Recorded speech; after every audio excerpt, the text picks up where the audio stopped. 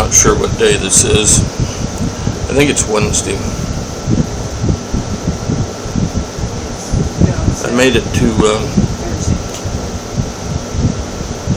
I'm told it's Thursday. I made it to about 10 miles east of Needles, California today afternoon from Albuquerque. Been doing some serious riding. For the most part, the scooter's been running reasonably well. The RAM mount holding the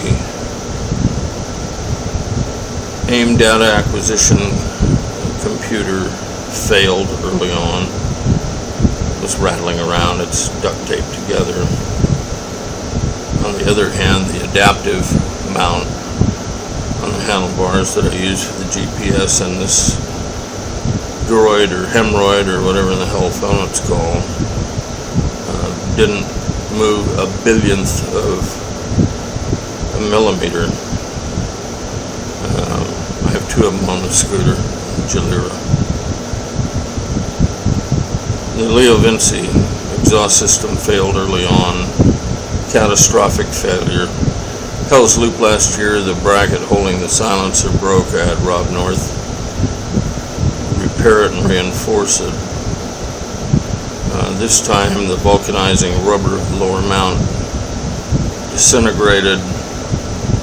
The inferior metallurgy in the bolt, the top bolt failed, fracturing the bolt, breaking it on the shank and leaving threads in the case. The little hoops on the manifold and the pipe itself that hold the spring both cracked, making it impossible to refasten it with a spring of the OEM type. The pipe is dangerous because it can fall down and go under the rear wheel, and it shouldn't be sold in the U.S. until the defects are corrected. The metal in the pipe is a piece of shit. If you leave it in any moisture for more than 30 days, it turns completely to rust. It should be made out of mild steel. It's just fucking dangerous. So the failure of the pipe, coupled with today's latest drama on the I-40 freeway just before Needles, a catastrophic failure of the drive belt that was installed brand new OEM, which is my second failure of a Piaggio drive belt. I had one fail, Melosi belt on my MP3 500 with less than 2,000 miles on it. It also almost cost me my life, and today was no exception with fast-moving big rigs on the I-40 traveling 85, 90 miles an hour and having the rear wheel locked up. Fortunately, the belt disintegrated to the point of releasing the rear wheel. I thought that fucking pipe had once again fallen down and was going to send me over the bars. So between the piece of shit belt and the piece of shit Leo Vinci exhaust system, I'm out of the race. I only had a few hundred more miles to go. Stan Scott, I understand, is broken down with his Helix in Barstow, and Dr. Hickson from the Tiddler division of Mirage Marauders finished first in the Real Cannonball on his Aprilia 50 RS50, which is apparently bored to 70 cc's. His pit crew, following crew, actually replaced an engine for him at some point along the race route. Deb and Bill finished second and third, respectively. I don't know which one of them finished first. They probably crossed the line at the same time. A third Ninja was was a did not start. Ryan Jeffries, who was entered on one of his custom builds, was a did not start, DNS, as was Arthur Marquez from Florida, DNS. I had Team Laredo Racing as a support group, extraordinarily helpful and supportive. Did a lot of driving and gave me a lot of encouragement. A tough ride in the rain, winds, inclement weather, potholes and freeways. Looking back on it, was fucking dangerous. And riding 700 to 800 miles a day is fucking dangerous. What I think of the guys from the Iron Butt thing riding what amount to two-wheel cars with hundreds of horsepower, making 1,000 miles in 24 hours is a crock of shit. Doing it on a little scooter with wind, rain, potholes, and fast-moving traffic is a whole other story.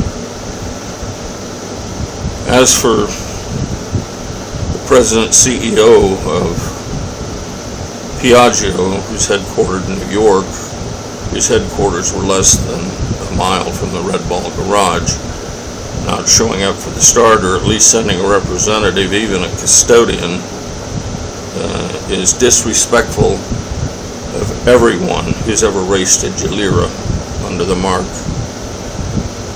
That would include some real racers like five-time world champion Jeff Duke and other people, not just has-beens and peons like me and a few other people. So to Miguel, I say, I don't know why the Italians have you as the president CEO of Piaggio Group, but as far as I'm concerned, you can go fuck yourself. I think you're a piece of shit. I have some concerns about Leo Vince not responding. Tim Calhoun's been around the industry for a long time. A response after being notified of the catastrophic failure of this extraordinarily defective pipe made out of inferior materials is very disturbing. Consumer Product Safety Commission, Federal Trade Commission would probably not be very amused with a full report and the submission of this pipe as evidence in the filming. The catastrophic belt failure, the second one I've had on a Piaggio vehicle, this belt having been installed brand new for this race and causing the rear wheel to lock on a busy freeway I-40 in afternoon rush hour traffic is something that needs to be very seriously discussed with the folks in Italy who build this shit. All the racing I did on the Kimco never had this kind of problem. So close to the finish and yet so far, and such extraordinary effort and money spent to achieve so very little is disturbing. Stan Scott on his Helix, I understand, had some type of mechanical problems and is holed up in a motel in Barstow, California, where we host Hell's Loop TT every year. And he's going to go back to Tucson and get his truck and trailer and retrieve his Helix from Barstow. So, our heartfelt congratulations to the professor for winning first overall on a 70cc motorcycle, somewhat reminiscent of Tom Wheeler winning Hell's Loop in 2011 on his 50cc Kimco, celebrating his 73rd birthday And I owe an extraordinary debt of gratitude to those folks that have supported me, Captain Lou Labrito and his significant